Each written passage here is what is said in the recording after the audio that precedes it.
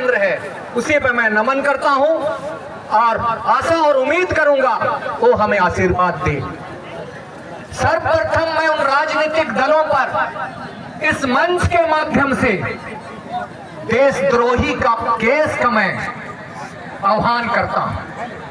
यदि और राजनीतिक दल संविधान के विरुद्ध काम करता है तो देशद्रोह तो होना ही चाहिए, क्योंकि जब मंत्री बनते हैं, जब विधायक बनते हैं, सांसद बनते हैं और सुप्रीम कोर्ट का कोई जज बनता है और उच्चतम न्यायालय का, उच्च न्यायालय का यदि जज बनता है तो इसी संविधान की शपथ लेता है।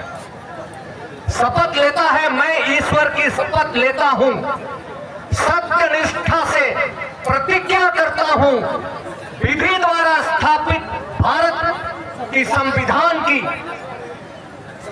अक्षुण्ण रखूंगा, भारत की संप्रभुता और अखंडता को अक्षुण्ण रखूंगा। जिस पद पर मैं बैठूंगा अपने कर्तव्यों का निर्वाह बिना भेदभाव छल कपट के करूंगा। इन 77-78 साल में हम 5वीं अनुसूची में सूचीबद्ध हैं। ये भारत पहली अनुसूची, 5वीं अनुसूची और 6ठी अनुसूची का राज्य है। जब 5वीं अनुसूची में हम संरक्षित हैं तो प्रधानमंत्री से लेकर मुख्यमंत्री का शासन तंत्र पहली अनुसूची का तहत चलता है। हमारे शासन तंत्र में कैसे चल रहा है? जब रूढ़ी और प्रथा की हम बात करते हैं, रूढ़ी और प्रथा केवल 5वीं अनुसूची में संचालित है और 6 शेड्यूल में संचालित है। यहाँ विधानमंडल का कानून और संसद का कानून इसीलिए लागू नहीं होता है क्योंकि पहली अनुसूची का स्टेट का मामला है। हम इसको नहीं समझते, हम समझने का प्रयास ही नहीं करते हैं, केवल बात करते हैं राजनीतिक दलों का। आपका क्षेत्र में तो राजनीतिक दल ही नहीं है, यहाँ पर चयन है, चुनाव नहीं।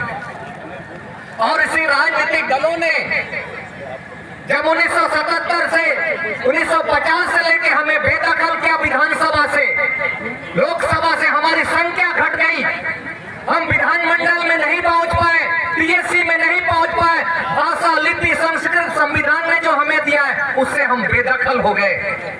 और संयुक्त राष्ट्र संघ से मैं इस मंच के माध्यम से अपील करूंगा, आपका भारत देश भारत के संविधान के अनुसार समस्त लोगों को सामाजिक न्याय की बात किया है। भारत के संविधान के अनुसार भारत सरकार ने एग्रीमेंट किया है संयुक्त राष्ट्र संघ के साथ। उन्होंने कहा था संविधान सभा में सभी लोगों की रक्षा की जाएगी, जमीनों की सुरक्षा की जाएगी, उसकी संप्रभुता की रक्षा की जाएगी। आज हम खत्म हो, इसीलिए आज मैं संयुक्त राष्ट्र से भी निवेदन करूंगा कि भारत सरकार के राजनीतिक दल जो पहली अनुसूची के लोग हैं 5वीं अनुसूची में प्रवेश कर रहा है, इन्हें आप रोकिए। और देवरी देवरी मंदिर का जहां तक बात है, जिसकी हम बात करते हैं, रोकने की हम बात नहीं करते। कभी हमने कहा कि ट्रस्ट का निर्माण किस अधिनियम के तहत झारखंड के अनुसूचित क्षेत्र में हुआ? खुटखटी मुंडारी खुटखटी क्षेत्र में झारखंड का विधानमंडल का किस अधिनियम के तहत देवरी देवरी ट्रस्ट बना? झारखंड सरकार का किस नोटिफिकेशन से अनुमंडल पदाधिकारी चेयरमैन बना? किस अधिनियम के तहत अंचलाधिकारी उसका सेक्रेटरी बना? किस अधिनियम के तहत प्रमंडल प्रखंड विकास पदाधिकारी इस देवरी का ट्रस्ट का अधिकारी बना? किस अधिनियम के तहत? झारखंड सरकार बताए। यदि आप नहीं बताएंगे तो संविधान के विरुद्ध आपका भी न्याय संहिता के आलोक में आपका भी ऊपर आरोप लगना चाहिए। इसी के तहत गवर्निंग बॉडी, यदि आप लोगों को समझ में नहीं आता है तो नेट खोलिए, ट्रस्ट देवरी मां देवरी मंदिर ट्रस्ट निकालिए, वहां पर आपको दिखाई देगा कौन लोग बैठे। ये आने वाला समय में इसको डिलीट करेगा।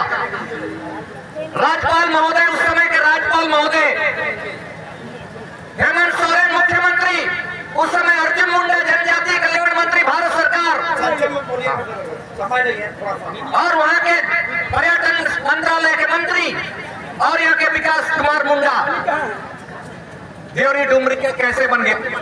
क्या धर्मनिरपेक्ष देश है जब यहाँ पर प्रधानमंत्री और सुप्रीम कोर्ट का चंद्रचूड़ महोदय हमारे महाधिवक्ता न्यायाधीश के खिलाफ जब धर्मनिरपेक्षता की बात आती है तो यही लोग भी धर्मनिरपेक्षता का काम कर रहे हैं, धर्मनिरपेक्षता का विरोध कर रहे हैं हमारे राज्य सरकार। इसलिए मैं अनुरोध करूंगा कि सुप्रीम कोर्ट के जज और हाई कोर्ट के जज भारत सरकार के साथ साथ झारखंड सरकार यहाँ धर्मनिरपेक्षता का उल्लंघन कर रही है। भारत का संविधान धर्मनिरपेक्षता पर आधारित है। आप लोक सेवा के रूप में पदस्थापित हैं, आप मंत्री हैं, आप किसी मंदिर का ट्रस्ट का मेंबर नहीं हो सकते हैं, क्योंकि यह धर्मनिरपेक्ष देश है।